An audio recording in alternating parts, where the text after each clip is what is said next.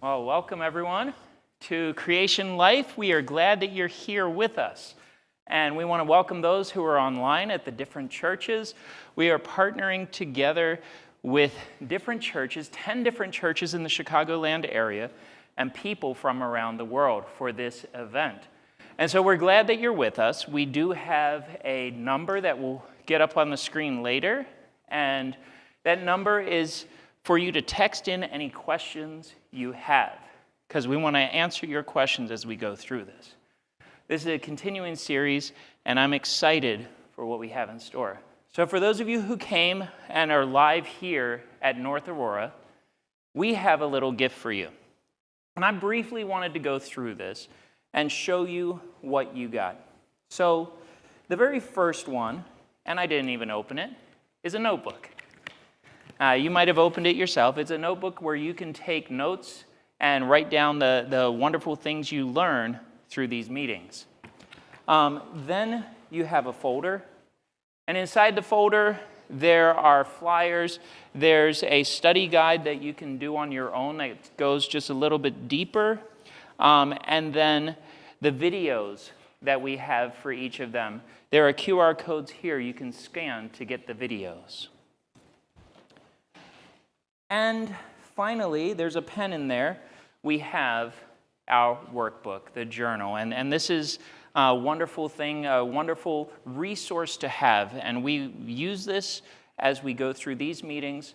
Ideally, a Creation Life program would last a longer time and give you time to interact and practice some things and feedback and everything like that. But tonight, these next 8 nights, we're doing a brief overview, hopefully getting you interested.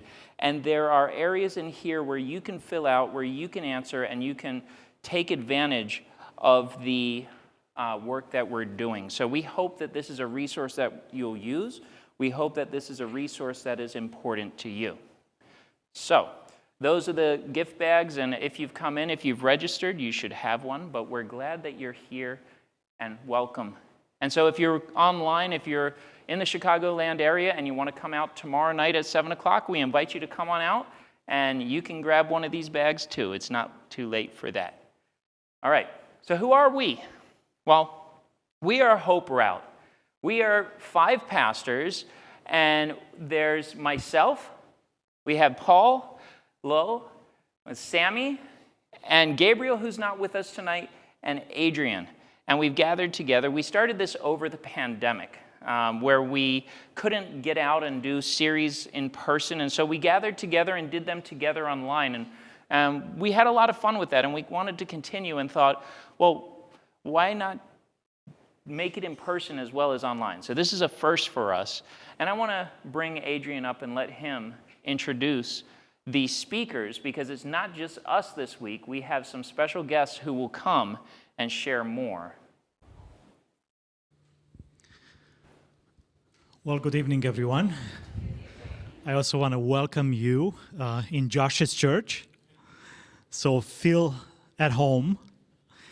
I want to introduce the presenters. So we reached out to professionals in Chicagoland area, doctors and leaders that will be presenting every night on the topics. Basically, creation is an acronym.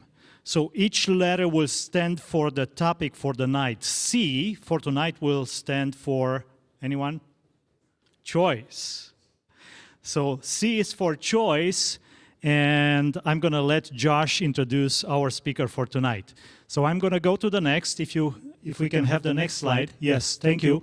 So tomorrow night we are going to have Dr. Michai Tessely.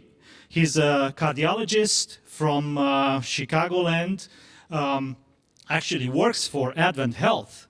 So he's going to be our presenter tomorrow night. On Sunday night, Laura Lucio. Anyone familiar with that name? Yes, okay, few.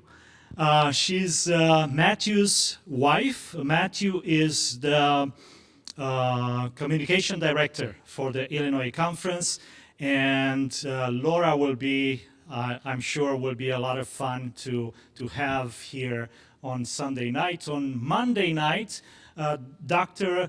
Ashwani Garg. He is from kind of like the north side of Chicago, also working for Advent Health. I know that Gabriel, the one that's missing from Hope Route, he knows him a lot better than myself, so he can introduce him a lot better that night. Next, please. Okay. So on Tuesday, Dr. Alfred Kambaki, he is the CPE supervisor and also works for Advent Health. So he's going to talk about trust on Tuesday night. On Wednesday night, we have Jenilyn Metcalf from Downers Grove. She is trained in psychology. She's a counselor. So she's going to talk about interpersonal relationships. On Thursday, April 17, we have Pastor John Remitera, who also has a master in pastoral counseling. He's going to be talking on outlook in life. And the last night will be on Friday, so 1 week from tonight will be on nutrition, and Dr. Christina Wells, she will be our speaker. Josh?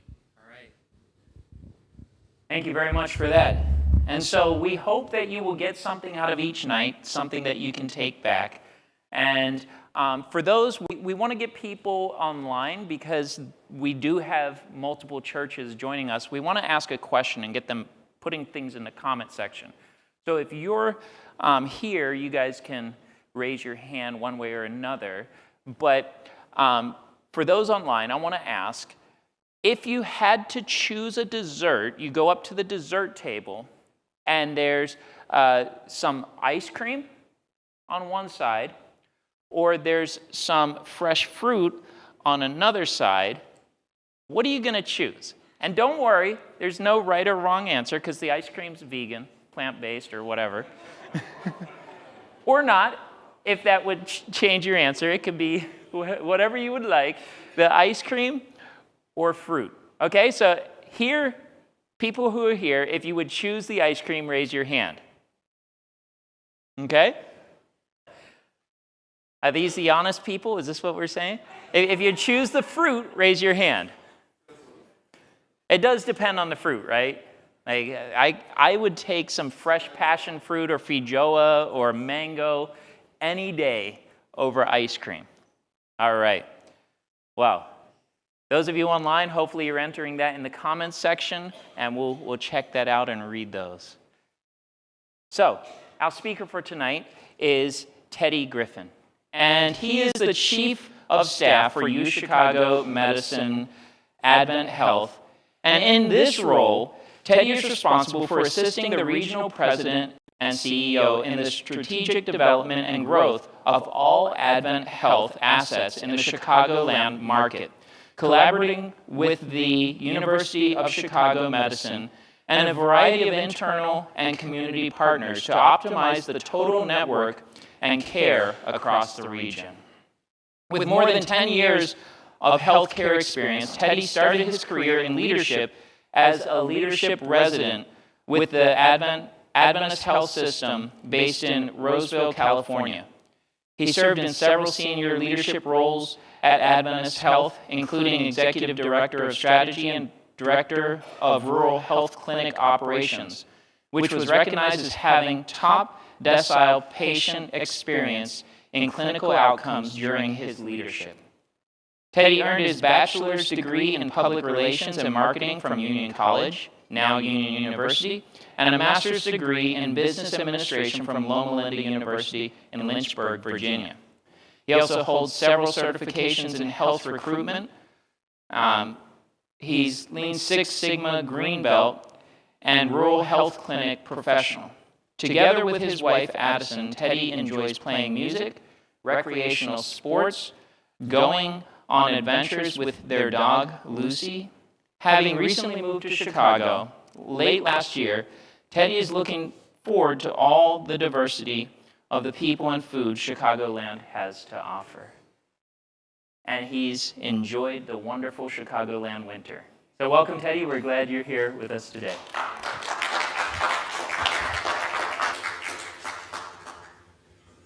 Thank you guys for allowing me the opportunity to be here. It was a choice to move here from California, one that I have not regretted yet.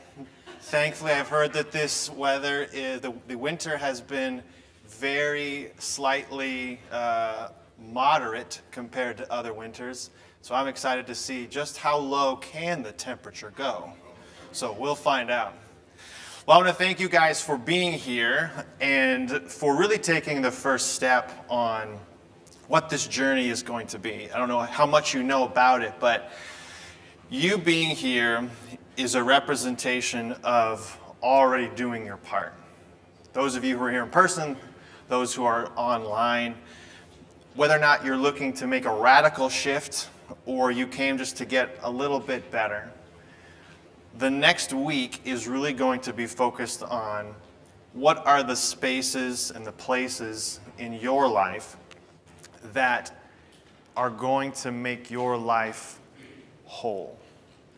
And we're going to go through that piece by piece over the next week, but I have the distinct pleasure of starting it off with one of the most difficult decisions, if you have been in this situation, and that is the decision of making a choice.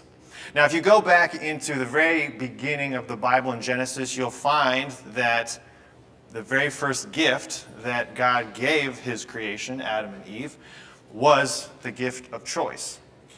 You see, when they were in the Garden of Eden, and he said, you can eat from any tree in the entire garden, but one.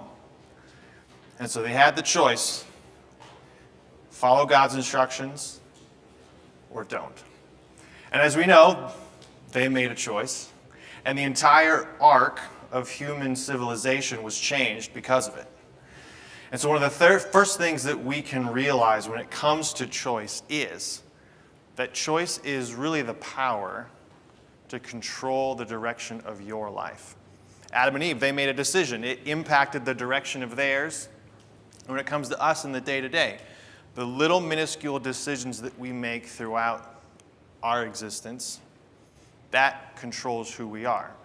And so then if you are going to look at that in a broader perspective, what does that actually look like? It's who we are. The decisions that we make influence who we are and who we reflect ourselves and our Creator. Now, there are thousands and thousands of decisions that you make in the course of the day. One study found that you actually make around 35,000 decisions every single morning, or every single day, regardless of, is that, what time am I going to wake up? What am I going to have for breakfast? Do I wear those polka dot socks, or do I wear the ones with the flowers on them? What time am I going to leave? What am I going to have for lunch? What am I going to leave? What am I going to eat lunch? What am I going to be going home? What am I going to have for dinner? What am I going to put the kids to bed? What am I going to watch? What am I going to read? And that's just my overview. So there's so many decisions, and so when we have all these decisions that we can make, really there is a conscious and an unconscious decision of what that actually means. And so Stephen Covey, he has this whole institute, and one of the things that he wrote was, anything less than a conscious commitment to the important is an unconscious commitment to the unimportant. So if we're going to un-Dr. Seuss that language, it essentially means the grass is green where you water it, right? And so we actually have this in healthcare. We have a little idiom that we use sometimes, and that is, you permit what you promote. In other words, what you allow, what you make the conscious decision to allow and to happen, then promotes what kind of culture that organization is going to be. So what kind of decisions we make or decisions we decide not to make impact the things that we do and who we are and what we become. And so God actually has a say, believe it or not, surprise. He wants us to live a whole life. In 3 John, he said, "Beloved, I pray that you may prosper in all things and be healthy just as your soul prospers." That's a health word right there, prospering, right? So feeling that you've got abundance, that feeling that there's more there that you can give to pour out. And so this is a mind, body, spirit calling to live a vital life in abundance. And so you then may sit there and ask yourself, okay, well then, what are the choices I'm making and what is the direction that then points me? What are my decisions communicating about myself and the person that I am? Or how that impacts me in the things that I'm doing and living? So there's absolutely some good news here. And that is that the first step towards that health, that vitality, that prosperousness is choice, making the choice to do those things. So the good news is that you have that choice. So let's take a little bit of example. Let's say that I were to go to Josh and I say, "Josh, spring's coming." I'm being told spring's coming, and it's going to start to be baptism season, brother. We're going to be outside in pools. We're going to be outside in lakes. So you got to start getting a little limber. You got to be able to practice your dunking, right? There's got to be a little back exercise, a little bit of lower body work. So we got to get you in shape. We got to get you ready. It's been a long winter.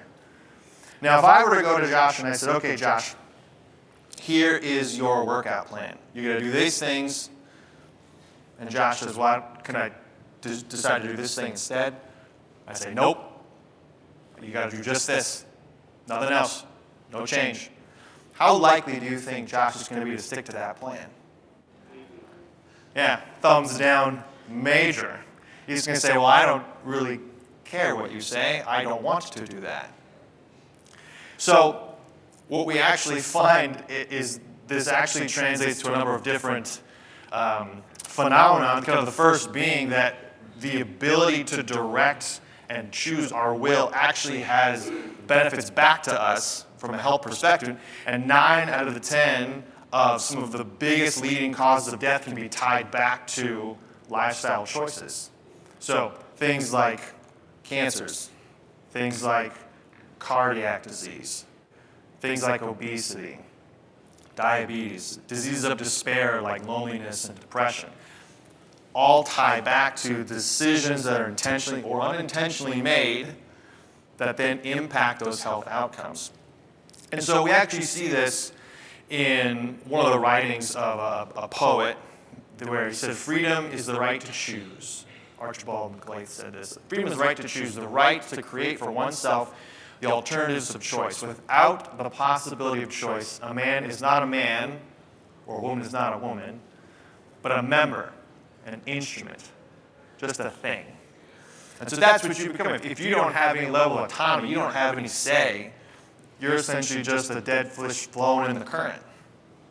There's no there's no personality, there's no uniqueness to what you're doing and how you get to do it. And so we actually see this in a number of different studies. The first of all, there was a study that was done on folks living in a nursing home. What they did is they broke them up into 2 groups. The first group, they said, "Okay, you guys are going to be able to choose what you have for breakfast. You're going to choose what you do throughout the day. You're going to choose what you watch on TV, the activities you do. All up to you." The second group, they said, "We're going to tell you what you're going to do. You have no say." They did that for 18 months, and then they kind of checked back in with those folks. The group that had the choice, had the autonomy, the decision to make actual decisions on what they did, how they lived their life, they were healthier than the group that had no choice. And by extension, they then had less folks actually at the end of that study who had lived, or they actually had deceased because, part and parcel, they didn't have the semblance of control over their lives. They didn't have that say. They didn't have the impact.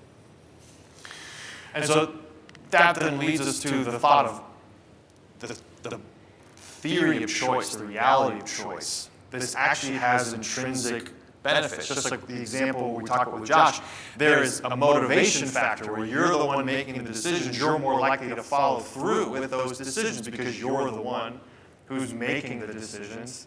And so therefore you actually have a say and you want to do the things that you decide to do. Imagine that.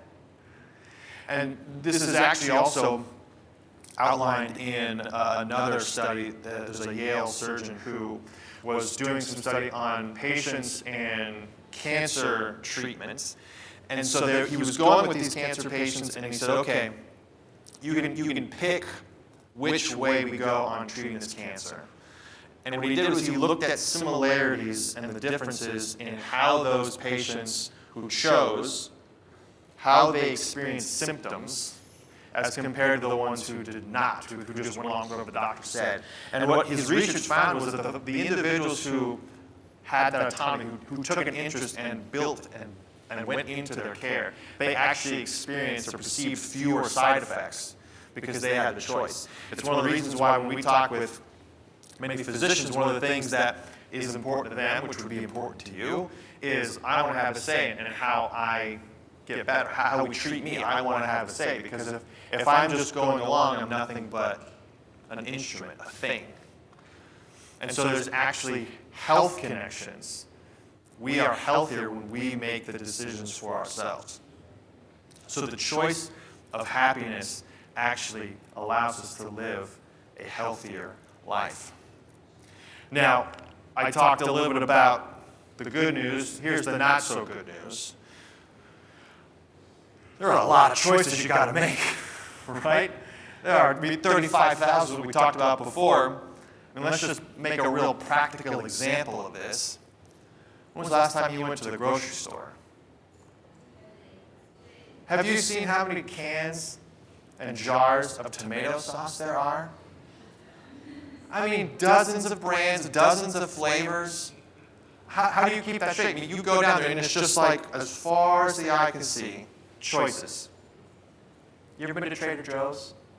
I'm not being paid by Trader Joe's, by the way. They have no idea I'm mentioning them in public. But if you've been to Trader Joe's, part of their business model is less choice. You have 5 cans, 5 jars of tomato sauce, tops. And it's funny, they actually did a study on this at the University of Washington. And they did this with toys and children.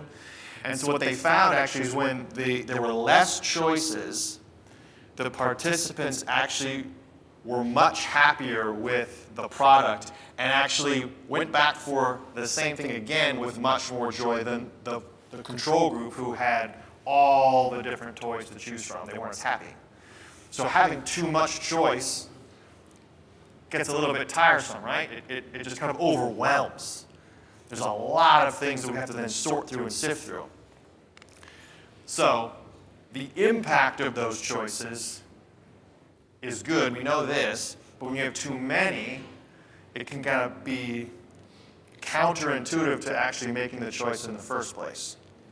So how do we get through that? So the first thing we could think about doing is just getting smarter, get more knowledge about it, right? Do some research. Back in Proverbs, they write, a wise man is strong, and a man of knowledge makes strength even greater. So what do? We read books, we read articles, we listen to podcasts, we listen to audiobooks, watch informative programs. I like this last bullet, use the internet wisely. You know, there's one of the things I think is interesting in this day and age, if you've been keeping up with it, is the use of artificial intelligence. And I don't know where you sit on the spectrum of artificial intelligence is here to help or it's here to hurt. But one of the things that I have read is that artificial intelligence is going to make research much faster and much more digestible than it was in the past. But the key to doing that is if you're going to ask it to do that. So if you're asking for research, one of the things that I'll do is I'll ask for sources. So source your material. Give me the citation for where you're getting this information. So that way I can trust but verify that the information is correct. But we have all these different things and resources at our fingertips to help inform the decision. The second thing that we can do, knowledge is the first. Second would be reason. So you'll notice Isaiah says, come, let us reason together. Keyword being together. So when we are grabbing other folks and we are coming through and we are applying these principles and the values that we have and we're acting that, what's that gut reaction to things? How do we think this is supposed to be? Balancing that with our knowledge to create one whole picture for ourselves. So how do we then sharpen that reason? How do we exercise that reason muscle? Well, the easiest thing to do is, take a class, philosophy. There's actual debate classes that help with the reasoning, being able to see both sides of an argument and being able to work through what each side's validity is so that you can see how that might impact your opinion. And the next thing you can do is talk to someone else. Bounce your ideas off someone. And I know in this polarizing environment, sometimes we want to kind of cocoon ourselves up with people who are exactly thinking like us, talking like us, speaking like us. But one of the things that my dad actually has taught me is there's validity in every opinion. The way that it is communicated may be wrong. The intention, I think, for most people is right. That where they're coming from is coming from a place of they're wanting to help or they're scared. That there's similarities, if we can find the similarities in someone else, the delivery, how we get there may be different, but the core value is the same. So surrounding ourselves with folks to kind of check ourselves on that is important. Now, one of the key things that we're kind of glossing over with all of this talk is, okay, there's choice. I get it. I get a choice. How many times are you going to say choice tonight? But what about if I promise you no choice? This is not up to me. There's nothing I can do that could possibly impact my situation. I'm just along for the ride, and I'm hoping things work out. Well, surprise, there's a research study done on that. And what happened is Seligman did a study back in the 60s, mid-60s, in which he would take a number of dogs, and he would, with some of half the dogs, apply a controlled shock to them, but wouldn't give them a way to escape a box, and would do that every so often. Control group would get a shock, but they would have the ability to escape. By the way, this research study got horrible reviews from animal rights activists. So he did not do it again. But what he found from the research was when the dogs were then moved from the enclosure where they couldn't get out of the shock and moved then into an enclosure where they could escape the shock, they wouldn't. Well, why is that? Because they learned that no matter what they did, it wouldn't impact what actually happened. They had no choice. Even though their environment that they were in, they did have a choice, they had learned helplessness.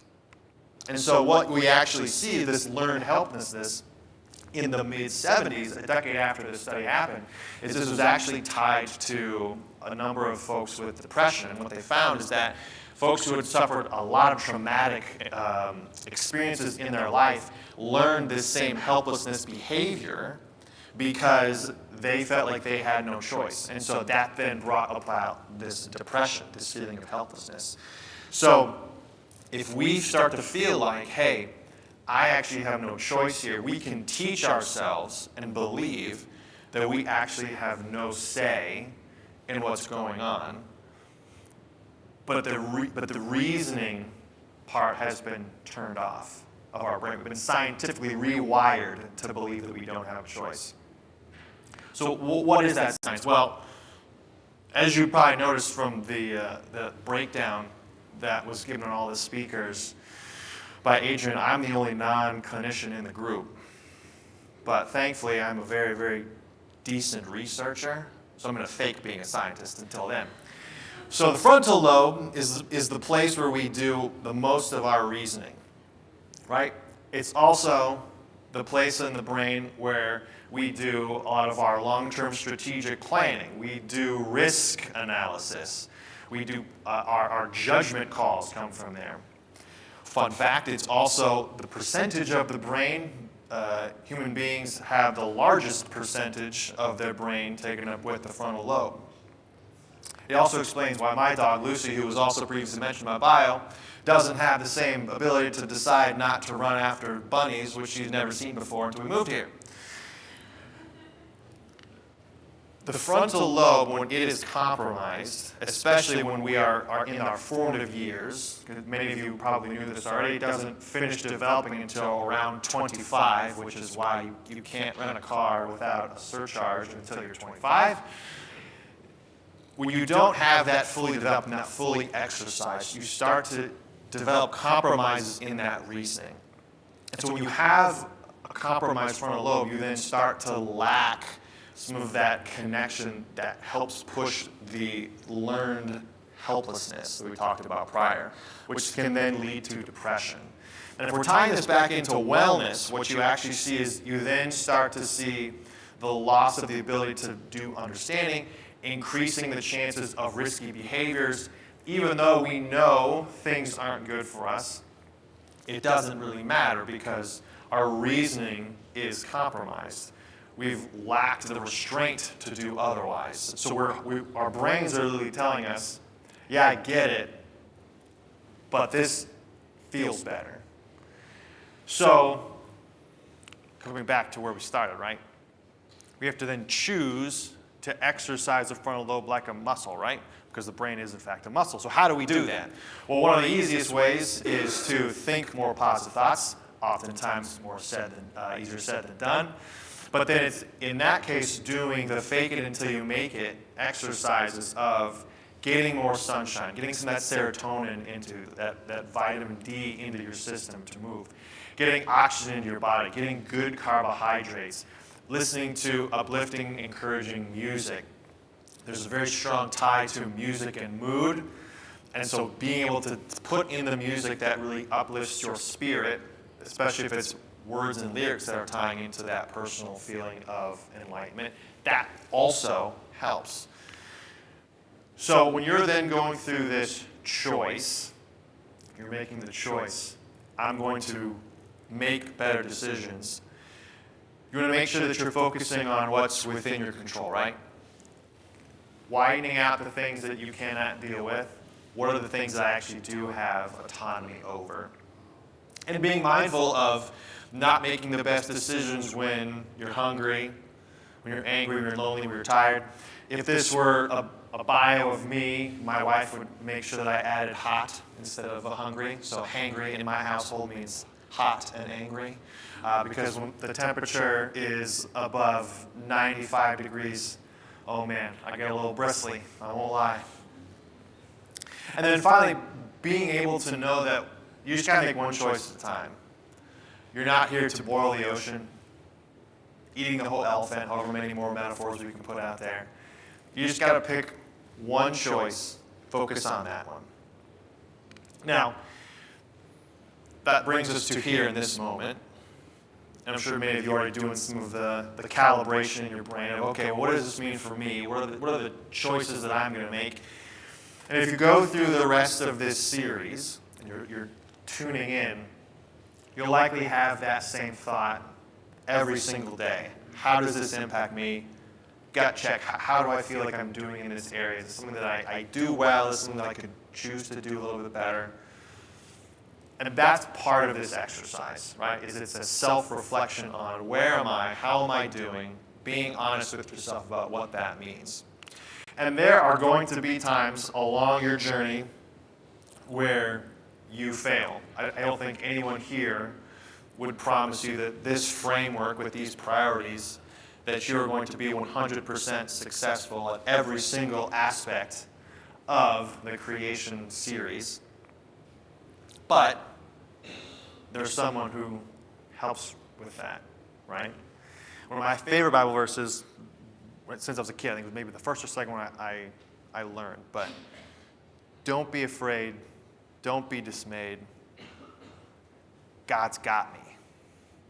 So even though there are times where your brain is fighting you and saying, hey, this isn't going to work, this is just too much effort than it's worth, you've got God, and He's got you. And so as you try to formulate going forward, I just want to give a couple of different ways to approach the week. Because you're going to be given a lot of choices, a lot of different data points, a lot of different recommendations. As you're going through this week, the way to make it easier on yourself is you have to just take it bit by bit. So you being here is the first step on that journey. You've made the decision. I'm dedicating my time, my gas money to come here, my internet to stream this. This is important. Now I'm going to be a part of it. So now from here on, it's about taking stock in where are you and what is it that you need. Just as simple as that. What is it that I need? What do I feel called? Like this is something that I could feel like this gives me more of that vitality, more of that life. And then from there, it's just a matter of saying, okay, here are the top 2 things, top 3 things most. These things that I want to make sure that I'm prioritizing. How am I going to get there? So giving yourself a little bit of an action plan to how am I going to accomplish this. And then finally surrounding yourselves with people who are going to encourage you, people who will hold you accountable. If you follow the Blue Zones methodology, if you've heard that coming out of Loma Linda in California, Blue Zones, one of the reasons that Loma Linda is such a very specific Blue Zone is because the Adventist community there, they're just like an ant farm network. They have so many connections, and everyone knows everyone, and you're willing to go on a walking group with this person, a Bible study with this person, and they've got this cooking class, and everyone knows everyone. Like surrounding yourself with a moai, as they would call it, that life group. That's what helps make it easy. Bearing each other's burdens, right? Making it easier to help one another so that way we can experience that life. And one way when you're goal setting and you said, okay, I've got my 2 or my 3 things, these are what I want to focus on. To, again, make it easier on yourself. Follow this kind of goal setting methodology. It's called SMART goals. So you pick something, give yourself a reasonable, realistic timeline for which you're going to accomplish something. So whether or not that's, hey, I could absolutely use some more steps in my day. And instead of saying, every day I'm going to walk 10,000 steps. That may be a lot for you, and that's fine. That's a lot of steps. So maybe start less of, hey, I'm going to start with 5,000 steps. Make it easy on yourself to where you don't have to feel like you've got this insurmountable goal that you've set for yourself. If you don't, you're a failure. Work up to that level. So making it something that's attainable and that's reachable. And working with Dr. Reed, who, if you have the book, she's one of the authors on that. And so with talking with her about this, she is the absolute embodiment of vitality and prospering in every sense of the word. Does she still get stressed? Absolutely. Does she have days where things don't go as the way she would plan? Absolutely. Are there days where she fails? Absolutely. But one of the things that she wanted to make sure that I mentioned was, and I made sure I put it in quotes because she's way more articulate than I am. I mean, she wrote a book, for crying out loud, was focusing on the journey and not the destination. The day by day.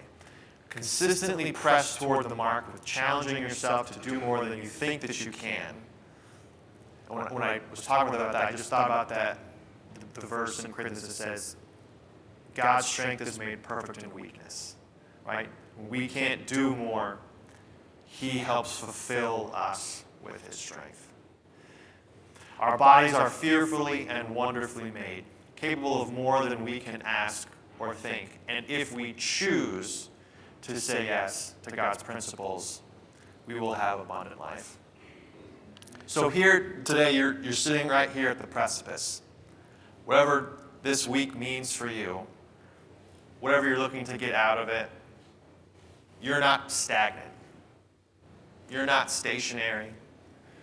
You have the ability and the choice to create a life more abundant and to live a life that is prosperous through Jesus Christ. Thank you, guys.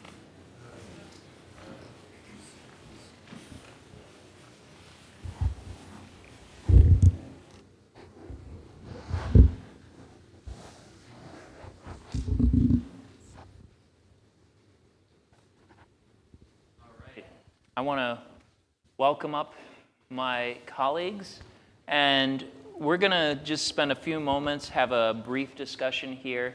But first, I want you to go around and introduce yourself. You can give a shout out to your churches if you want.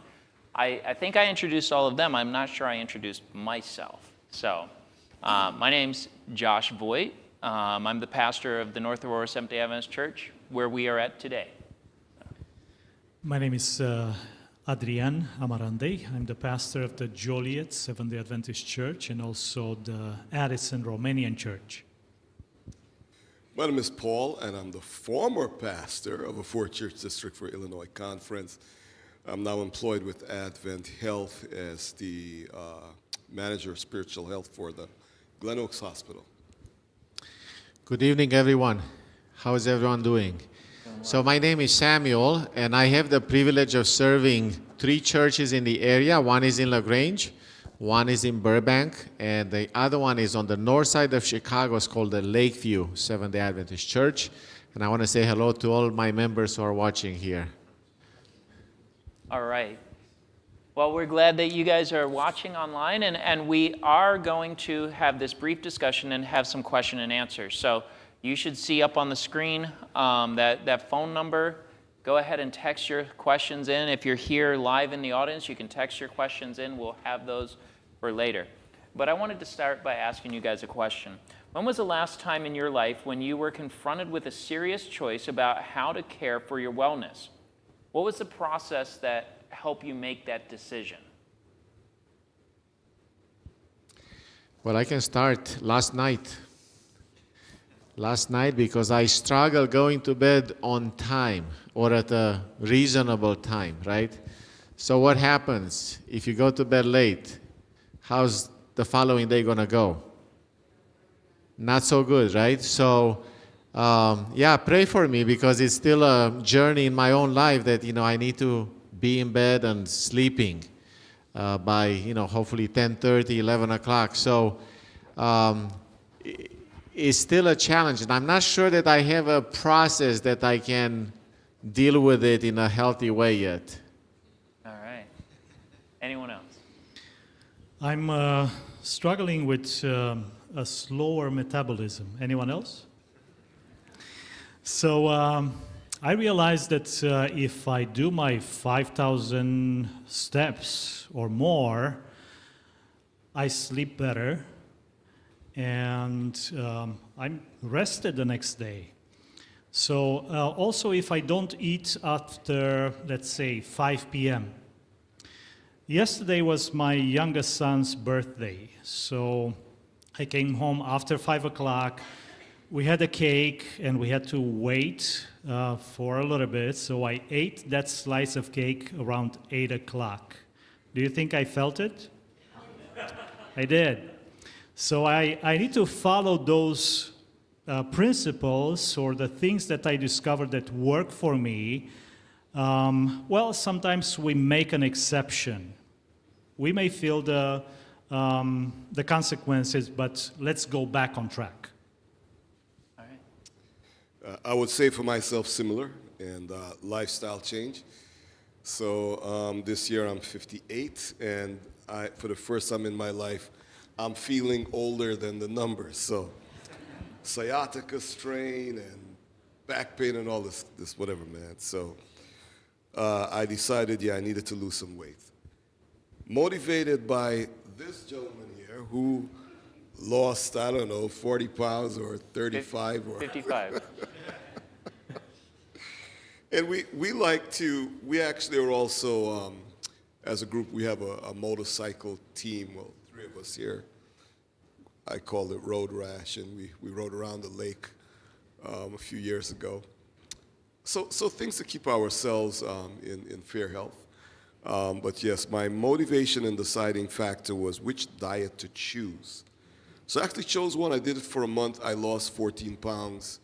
I'm not doing this for a second month. So now I'm gonna pattern Josh's program and see how that works out. So the power of options, right? Teddy spoke about choices. The power of choice and option is a blessing. Yeah. And yeah, last year for me, this isn't recent, but I was taking blood pressure tests, and my blood pressure was getting up higher than I really wanted it to be, and it hit me that I need to make a change. And so I went to a health retreat, and I went down and saw a doctor at Southern, a sports medicine doctor who helped me, and helped me get back on. So taking actual steps that would change my life really did make a change. All right, I want to ask one more question, and then we'll get into the questions and answers. So what barriers in life keep you from making change? And I'll start with that. Probably the biggest barrier that keeps me from making change is right in my hand. I mean, if I'm honest, right? This can suck time out of my day. And this can suck good intentions away if I'm not careful. And so this is my biggest battle right here. I was actually listening to a podcast on my way here. It's like an hour drive, so why not listen to a podcast? And I realized that it applies to me also. So one of the obstacles why people, and I'll include myself there, don't want to make choices is that when you make a choice, you have to take responsibility. So I don't really like to take responsibility. I would rather blame Josh or someone else, right? Because of what happened to me. But when I make choices, I need to assume responsibility for the consequences. All right. Gosh, that's kind of like a trick question, bro. That's all right. If you don't have an answer, we'll go to Sam. Choices and options are a blessing, but too many choices and options tend to leave you, kind of, what they say in preaching again, Sammy? The paralysis of analysis. Yes. Yeah. The what? The deer in the headlights? The deer in the headlights. Yeah, too many choices can sometimes immobilize you. So that's a challenge for me when I have many options to choose from. So recently, in the last, let's say, couple of months, I have started to become aware of some issues in my own life that also cause some kind of paralysis of, action. And does anybody here struggle with procrastination? No. Anybody? Never. I'm an expert. I like that. He's great at it. He doesn't struggle. He's a pro. Do you give Okay. lessons? So I am a fellow, I was going to say recovering, but I'm not recovering. I cannot say I'm yet recovering, right? So, but why do we do this? We know the pain that we're going to suffer when we put things off, I have a plaque on my desk.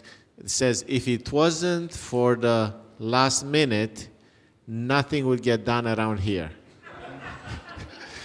Okay? So I know I have to prepare for tonight a month ago. But I have time. There's so much. It's a month, Let's, we can do other things, right? And then I'm becoming more and more aware that there may be some emotional baggage in my own life that causes me to put off things that I, for some reason or another, I see as dangerous or threatening. Okay, so what is threatening about being here? Well, what if I say something silly or stupid? You know, like, so if I prepare, I better prepare well. And I don't feel like preparing well right now, so that's why I'm going to do it tomorrow, because tomorrow I'm going to be in a better frame of mind to prepare well. So you get into this vicious kind of a cycle that I know it's not healthy. So a barrier is perhaps my lack of awareness as to what's going on inside of me. You know, we have the cerebral cortex, the ability to choose, but the reality is also that underneath that, at a deeper level, we are feeling beings as well. And if when we are growing up, you know, those are the first areas that are actually developing in a being, right? Not the thinking part, the feeling part. And if we are hurt, then that's going to affect everything. Now, choice, right? We talk about choice. I think the important thing here is to recognize that God created us with the ability to choose. God wants us to make choices. God wants us to make decisions today. And sometimes perhaps He's allowing a little pain to come our way to wake us up to the fact that something is not working well. So when I'm hurting, I say, you know, what's wrong? And God can come alongside, and through friends and through church members and through fellowship and community, you know, we can come and we can receive some healing through this mysterious work of the Holy Spirit as well, and also through making some choices to, you know, open up a little bit. I hope it makes sense at least to one person here. All right. And I've just got one more brief question. We're pastors, so we can speak a long time, but you guys have like 30 seconds. I'm going to 10 seconds to answer this question each, okay? So one of tonight's elements of the presentation mentioned rewards for making good changes. Sometimes our go-to feel-good rewards might be, let's go get ice cream down the street or something. Let's have sweets, you know, something that's not necessarily good for us. So what are some small creative rewards that are not food? So not food, because, you know, rewards that are food generally aren't, I'm going to eat some broccoli. So what rewards could we put in our lives for making good choices that aren't food? Well, affirmation for sure, and that may not come from me, but I think that's our role in empowering others. So we really should be ready and proactive to affirm others, because it feels good. Okay. Someone says to me, Paul, your belly's getting smaller. Oh, man, thank you. All right, and you stuck to the 10 seconds. Good job. Anyone else? Well, there are 8 laws that we are going to talk about. So food is just one of them. I don't know if whoever sent this question, if they like exercise. Maybe, you know, I know someone close to me in my family who says, you know, I don't like to go to the gym. I don't like to sweat, but I like a good walk. Do a walk. You know, something that you enjoy. You know, I can give some examples, but they may not be the rewards for the person who asked. So, you know, maybe kind of like do an assessment or an inventory. What do I like besides food?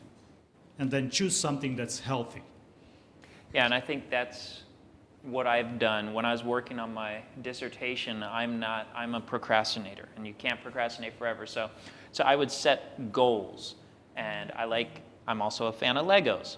So if I get this done, I can build a Lego set or something. And it helped me do it. So just adding something in my life I enjoyed. Yeah, something that I do, and especially now that spring is coming, I'm sure. He mentioned that we enjoy riding motorcycles. So there are things sometimes that need to get done, and I say, okay, I have to do this, and then I'm going to go take a motorcycle ride. Or I enjoy playing soccer and watching soccer, but soccer games are very long, like 2 hours in length. So I don't have that kind of time, but I can watch highlight on YouTube. So if I finish this, then I can watch, 10 minutes highlights of such and such a game. All right. So we're going to go into our question and answer to finish up, and I want to invite Teddy back up to be with us for this. And again, the shorter we answer these questions, the more questions we can get in. So I'm going to jump in with this first question. Putting goals on paper has proven to be effective in helping one achieve their goals. Some people create a personal mission statement and review it each year. Do you do any of these or something else? What do you do for goals? I can start. I know my wife is big into yoga, and one of the words in the yoga community is intention. And so at the beginning of the year, we don't have New Year's resolutions. We have New Year intentions. So that way, again, giving yourself some grace, what's attainable. And so there's usually one sort of what's one stretch intention that we want to make. And so that may be learning a language or learning an new instrument or things like so. Giving yourself some level of thing that you'd like to do, like to have it, and writing it down absolutely there's science behind that. Yeah. So I think for us as pastors, that we work 1 day a week, right? So that's a joke. What I want to say is this. Our schedule is very unstructured, right? So it's very easy to procrastinate. It's very easy to let the day go by. For me personally, it helps me the night before I told you I don't go to bed early, so I'm not going to mention what time, but the night before, sit down and say, hey, tomorrow, these are the things that need to happen, and then these are things that I would like to happen, then these are things that are important, and these are things that are urgent, okay? Sometimes I put this important because sometimes we let the urgent things push away the important things. Meaning that, if a phone rings, then I have to pick it up, No. If I am doing something that's important, remember in the Bible, in the book of Nehemiah, somebody's calling Nehemiah down from the wall and says, no, I'm doing a work that's important. I'm not going to come and talk to you. And it's okay. If I'm doing something important, I have permission to say no to you. Even if you're my church member and, you need me. I think one of the best things for me was, I learned this from a professor over at Andrews. And he said, work on what you're good at. And find other people to fill in the areas that you struggle at. And I am not organized. And so I have an administrative assistant who's here who keeps me organized. Thank you. Yes, thank you so much. And my life who is before, she? Or he? She's here somewhere. I can't see her right now. She's here. The person who said has procrastinated? No. But my life before I had her, I spent the majority of my time trying to organize my life, trying to get phone calls scheduled, visitations, and really was inefficient in doing ministry. And so when I was able to give organization to someone who's good at it and focus on other things, I've never been busier in my life.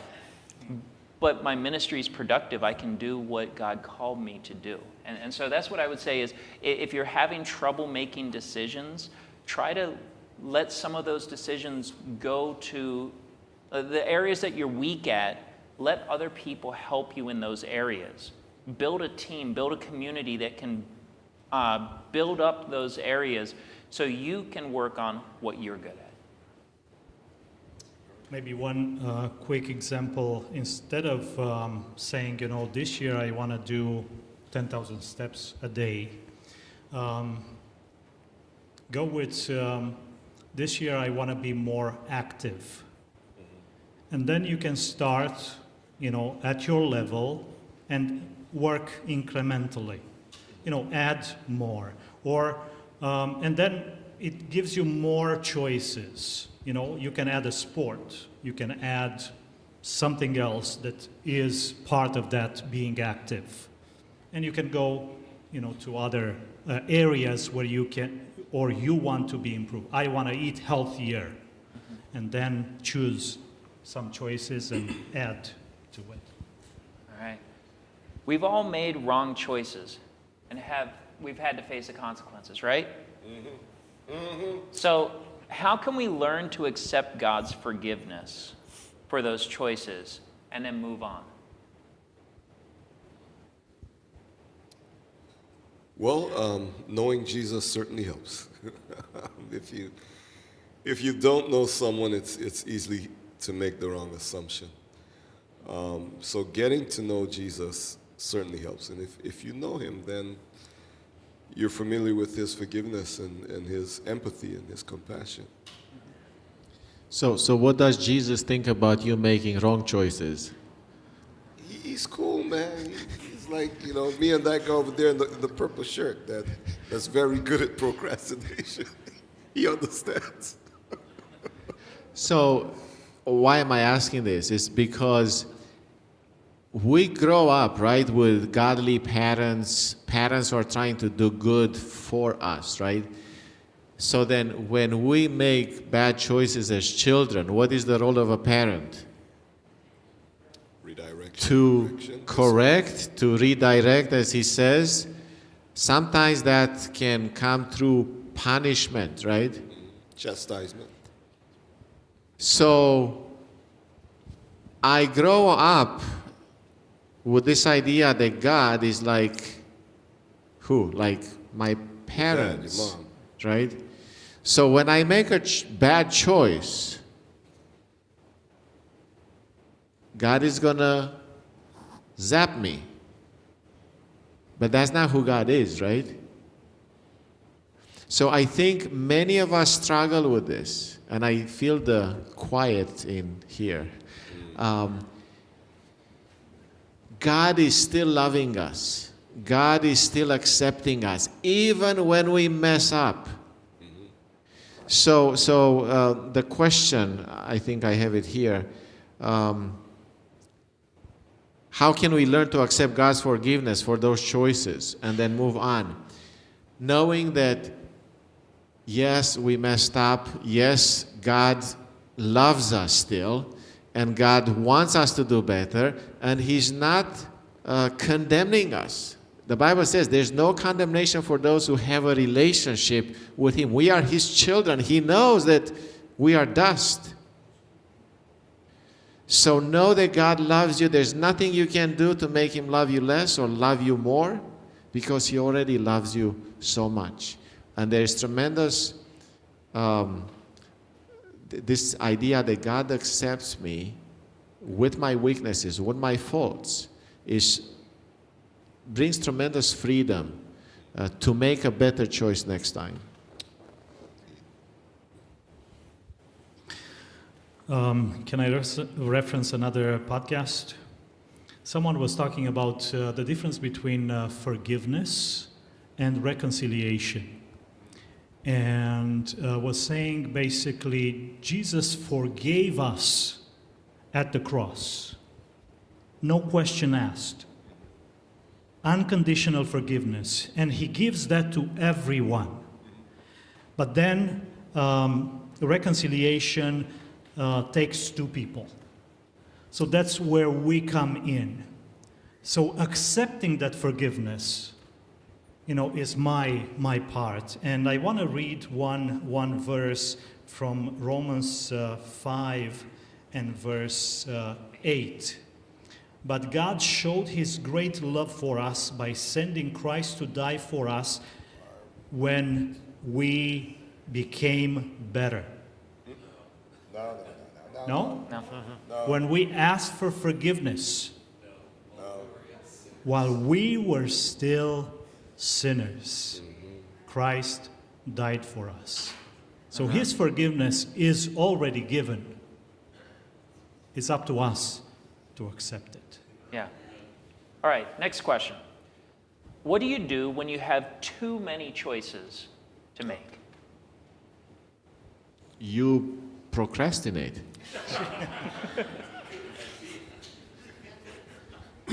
Yeah, but we're trying to come out of here better. You prioritize. How do we prioritize? Well, you look at what's most beneficial and what's least, and you X off the least. Right? Not that one. Nope, not that one. Not that one. I have 4 left to choose from now instead of 8. And you continue to narrow towards what is most beneficial. Prayerfully, of course. Okay.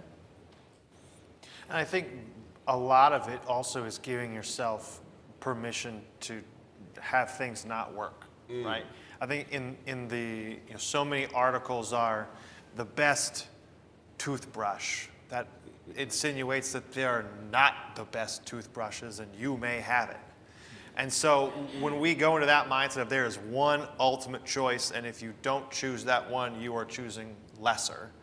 I think we need to give ourselves the permission to try and fail or try and not like, and be able to give ourselves the flexibility to say, okay, as long as I'm still moving, that's still progress, even though I may not be doing the thing that I thought.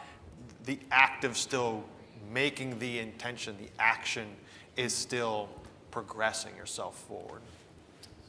So if someone advertises this is America's something, if I choose something else, does that make me less American?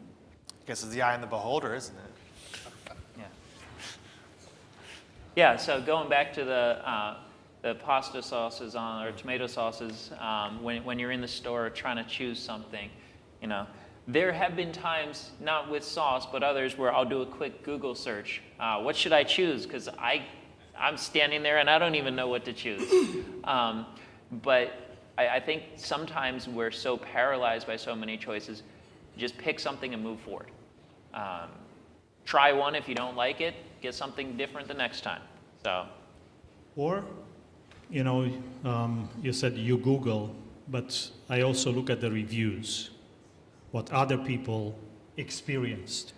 Maybe I have someone in my life who I trust, and I have so many options, and I can go to a mentor or a friend that I trust and say, help me sort through some of these things. And a counselor, a helper, will be there. Awesome. So here's another question. What do you do when you don't feel you have any choice? Like, we talked about maybe a dog that doesn't have choice, but what do you do when you feel like you have no choice? You're in a situation you feel like there's no choice.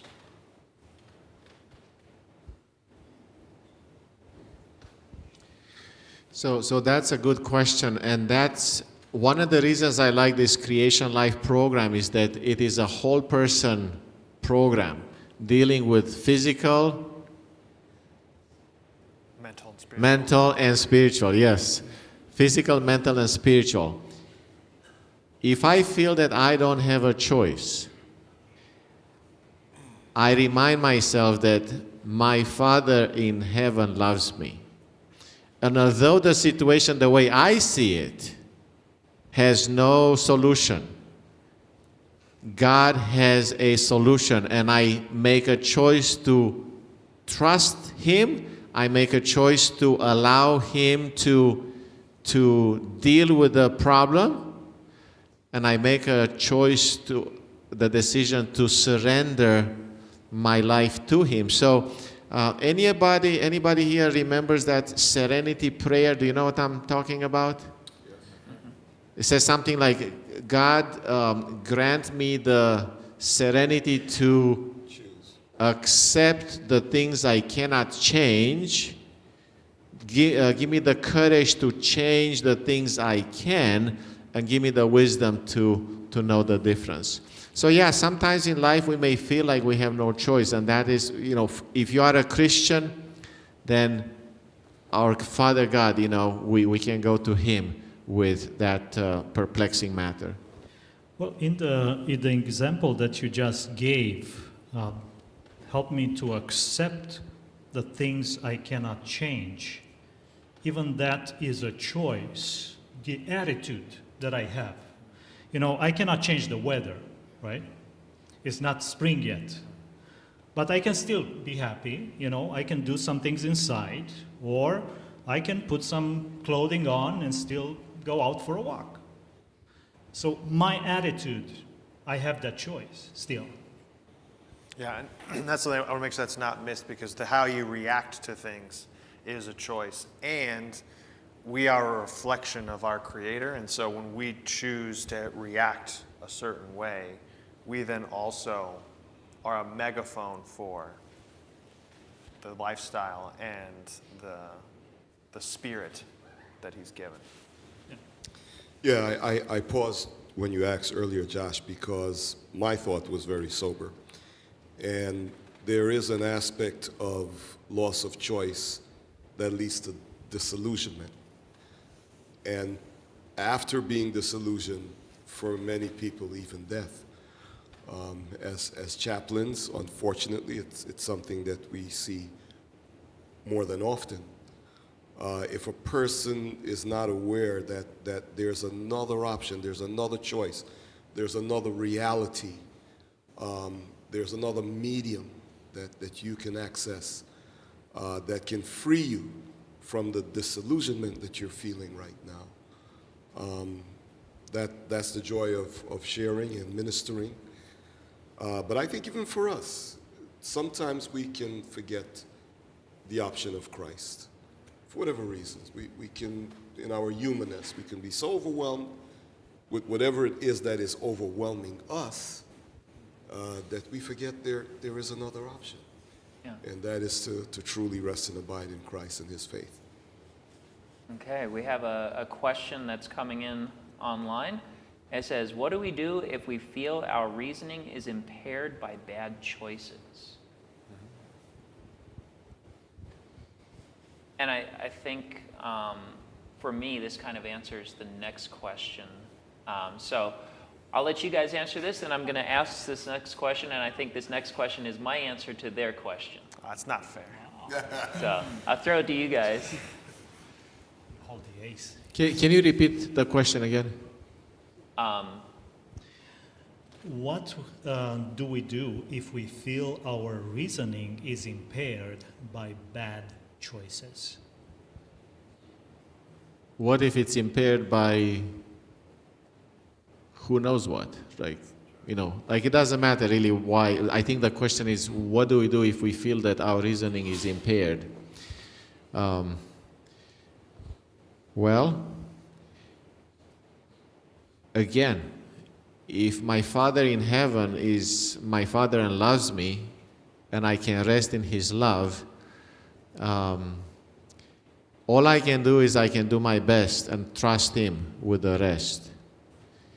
I think the Bible speaks about wisdom in a multitude of counselors. So seeking advice in the immediate community, faith community, hopefully. I'll let you guys share some of your thoughts too. Well, we are not doctors, but maybe we can revisit this question with a doctor.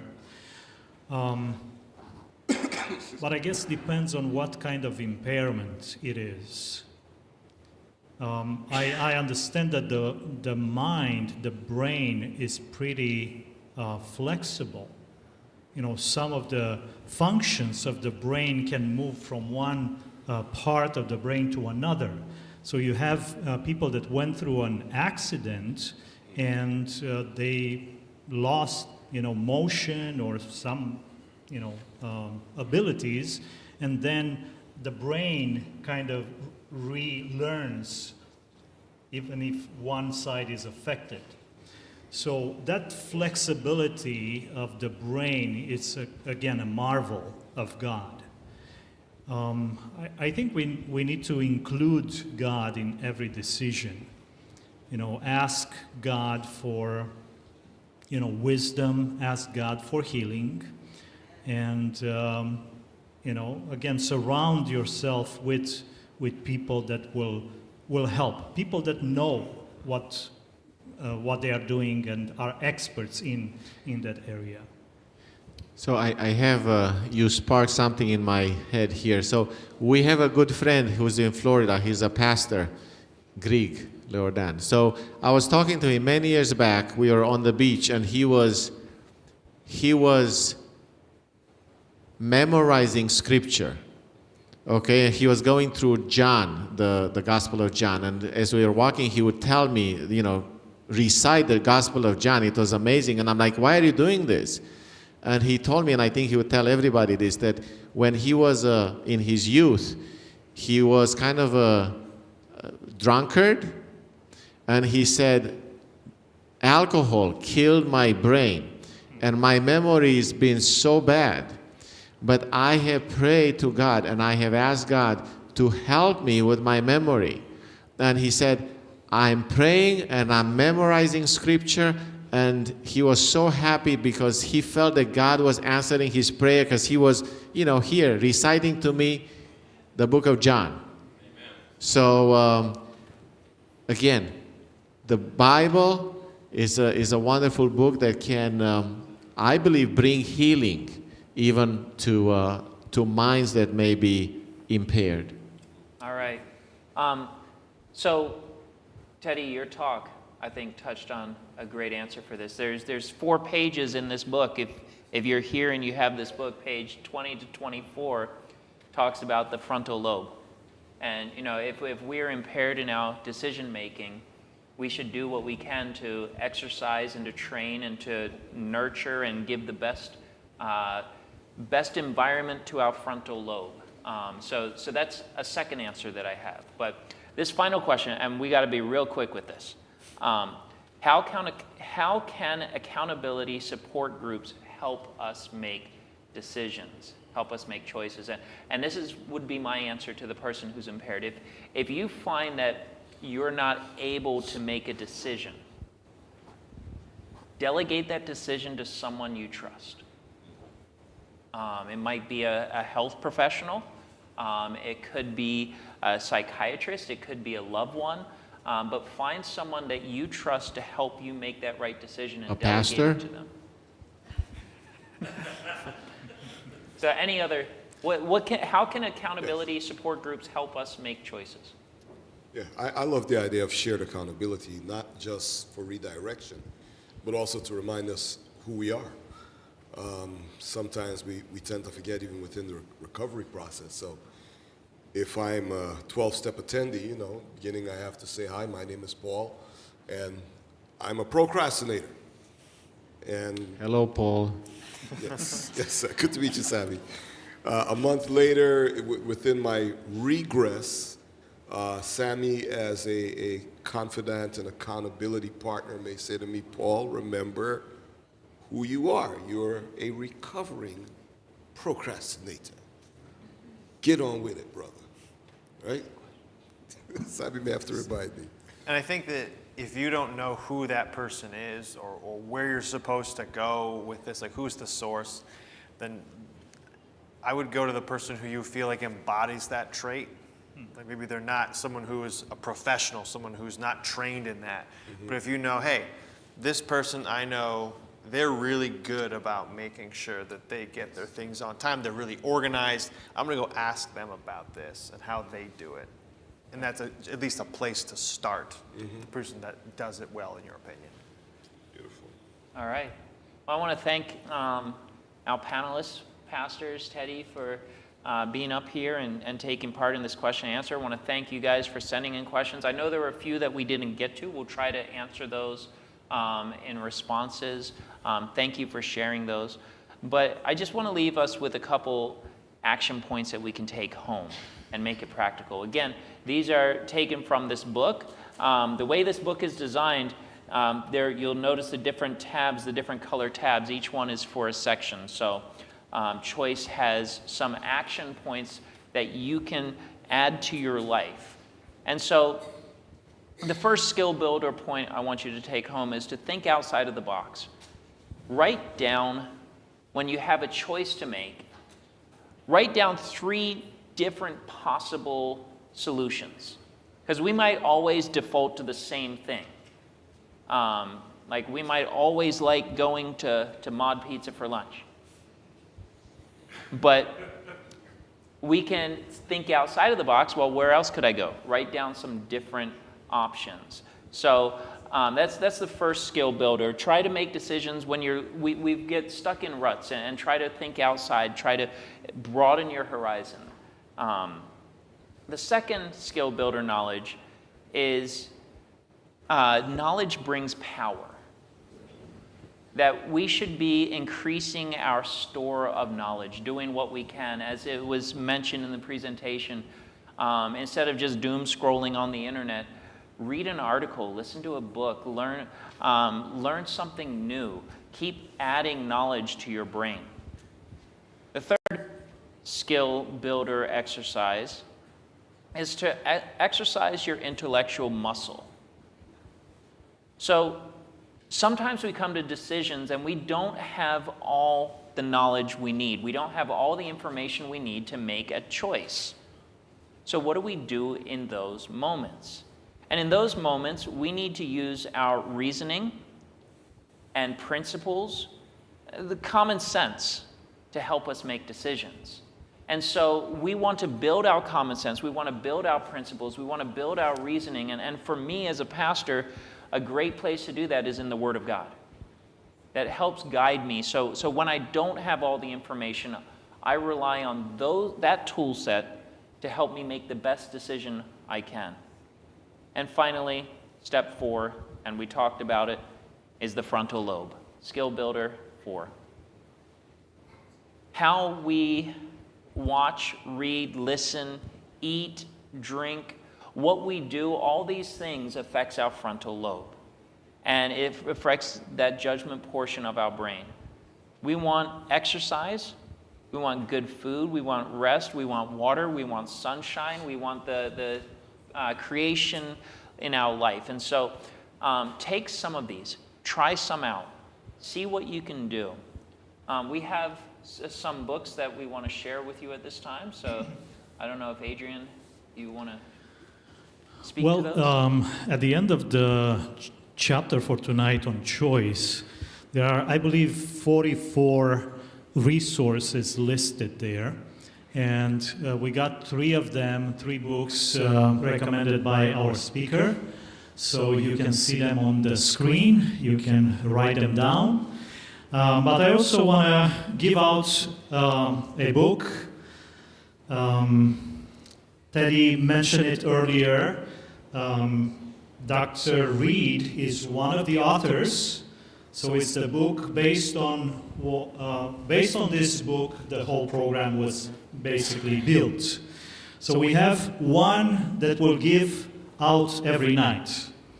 So choices, how can we give one to, I don't know how many people we have here. Let's do this. Let's see who made the hardest choice to be here tonight. Kind of like a sacrifice, or had a really compelling other choice, and they chose to rather be here than going somewhere else. Any takers?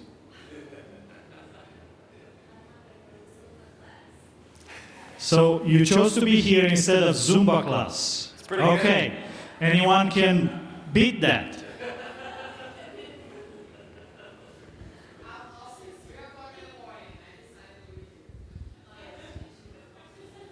Since 3 o'clock in the morning. Okay, good.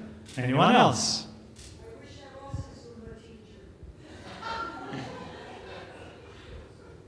Was that a choice? No. Okay, so we have two. Anyone else wants to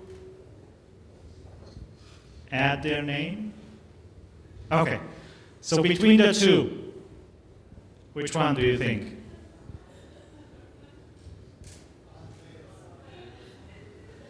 Let's not procrastinate on the decision. 3 o'clock in the morning, sounds good. How many are for the 3 o'clock in the morning? Okay, how many are for the Zumba class? 3 o'clock in the morning is? What's your name? Welcome. All right. And again, we want to thank you for coming, for joining us. Please come back again tomorrow night, whether you're in person or on the live stream.